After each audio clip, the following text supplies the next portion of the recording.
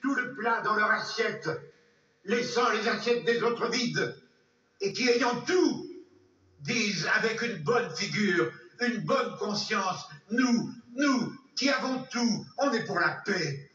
Je sais que je dois leur crier à ceux-là, les premiers violents, les provocateurs de toute violence, c'est vous. Et quand le soir, dans vos belles maisons, vous allez embrasser vos petits-enfants, avec votre bonne conscience, au regard de Dieu, vous avez probablement plus de sang sur vos mains d'inconscients que n'en aura jamais le désespéré qui a pris des armes pour essayer de sortir de son désespoir.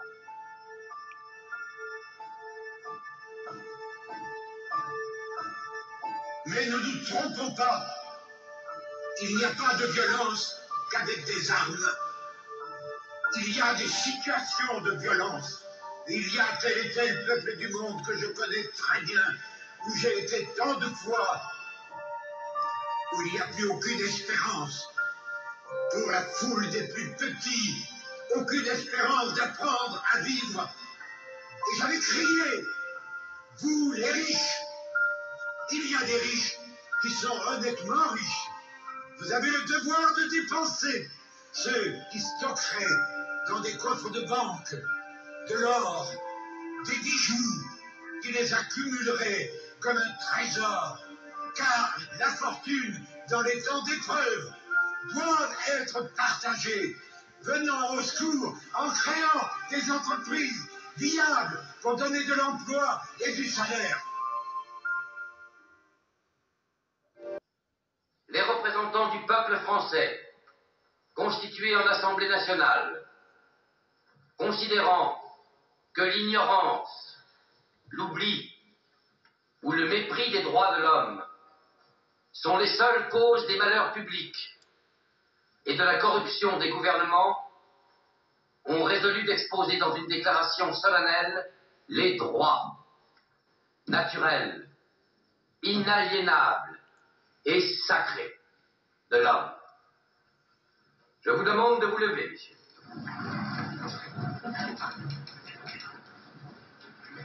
Article 1er. Les hommes naissent et demeurent libres et égaux en droit. Les distinctions sociales ne peuvent être fondées que sur l'utilité commune. Ces droits sont la liberté, la propriété, la sûreté et la résistance à l'oppression. Le principe de toute souveraineté réside essentiellement dans la nation. La loi n'a le droit de défendre que les activités nuisibles à la société. Tout ce qui n'est pas défendu par la loi ne peut être empêché. La loi est l'expression de la volonté générale. Tous les citoyens étant égaux à ses yeux, sont également admissibles à toute dignité, place et emploi public. Nul homme ne peut être accusé, arrêté, ni détenu que dans les cas déterminés par la loi. Tout homme est présumé innocent jusqu'à ce qu'il ait été déclaré coupable. Nul ne doit être inquiété pour ses opinions, même religieuses. La libre communication des pensées et des opinions est un des droits les plus précieux de l'homme. Tout citoyen peut donc parler, écrire, imprimer librement, sauf à répondre de l'abus de cette liberté dans les cas déterminés par la loi. La garantie des droits de l'homme et du citoyen nécessite une force publique. Cette force est donc constituée pour l'avantage de tous. La propriété étant un droit inviolable et sacré, nul ne peut en être privé, si ce n'est lorsque la nécessité publique, légalement constatée, l'exige évidemment. J'ai fait de mon mieux, monsieur Necker, mais je ne signerai pas ni les décrets sur l'abandon des privilèges, ni les droits de l'homme. Comment l'Église vivra-t-elle son adieu? Et la petite noblesse, sans la redevance de ces paysans? Je me dois de rappeler à votre majesté que ce sont la noblesse et le clergé eux-mêmes qui... Mais pourquoi les droits de l'homme? Je suis le roi! Comment peut-on partager ce qui est absolu?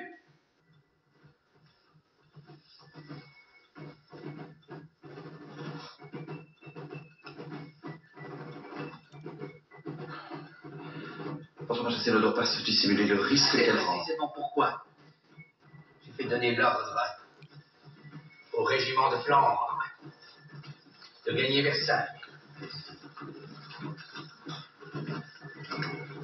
Je sais que je peux compter sur lui. Bouclier! Bouclier!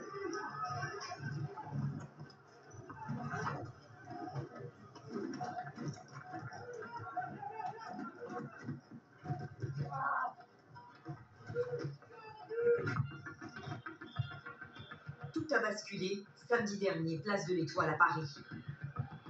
L'accès à l'Arc de Triomphe est filtré. Des milliers de manifestants sont fouillés par les CRS. Rapidement, la situation dégénère. Il est 9h30. Ces gilets jaunes tentent de forcer ce barrage.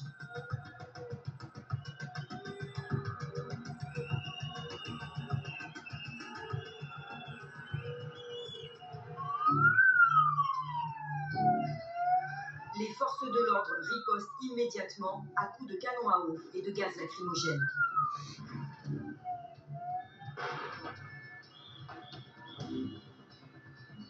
Des manifestants taguent l'Arc de Triomphe. Certains parviennent même au sommet, comme une provocation, un défi à la République.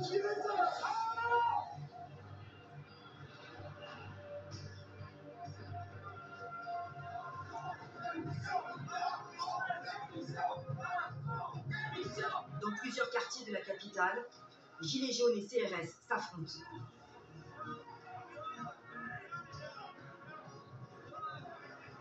On était là, on faisait rien. J'étais comme ça. Je me suis pris des gaz lacrymaux. Et vous êtes là, normal. Vous regardez dans un miroir le matin.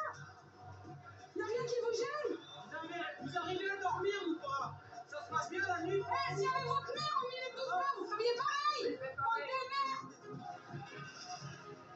Rue de Rivoli, la situation s'embrasse.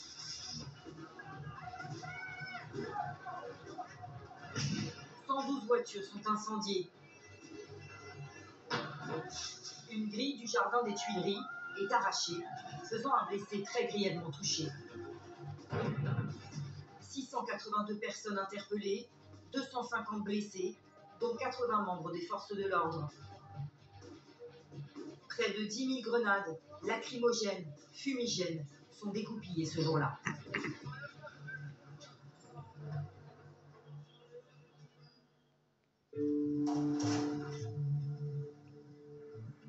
Dimanche matin, Paris se réveille sous le choc. Les passants découvrent les dégradations éberluées. Les équipes de nettoyage sont déjà à pied d'œuvre. Les carcasses calcinées sont évacuées. Le premier membre du gouvernement à s'exprimer, c'est son porte-parole. On a dit que nous ne changerions pas de cap, parce que le cap est le bon. Ça, nous en sommes certains. Et chaque Et que semaine, un nouveau cap de violence est franchi. Mais ce que je vous dis, c'est que ça fait 30 ans que les gens changent de cap tous les 18 mois. Et si on n'avait pas changé de cap tous les 18 mois depuis 30 ans, le pays s'en porterait mieux. Au même moment, Emmanuel Macron revient tout juste du sommet du G20 en Argentine. Il se rend directement avenue Kléber pour constater les dégâts. Il félicite les forces de l'ordre. Allez, le verre, on suit. Certains passent. Regardez bien sa tête.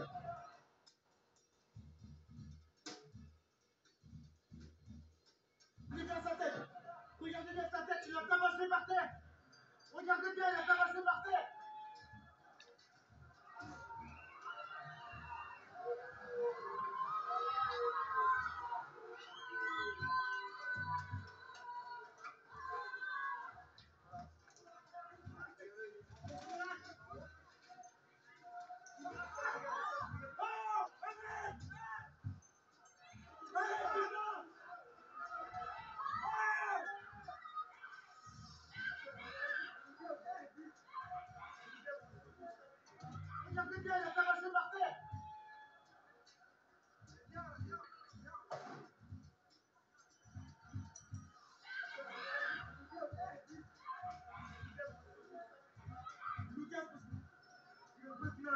Faites pas d'image.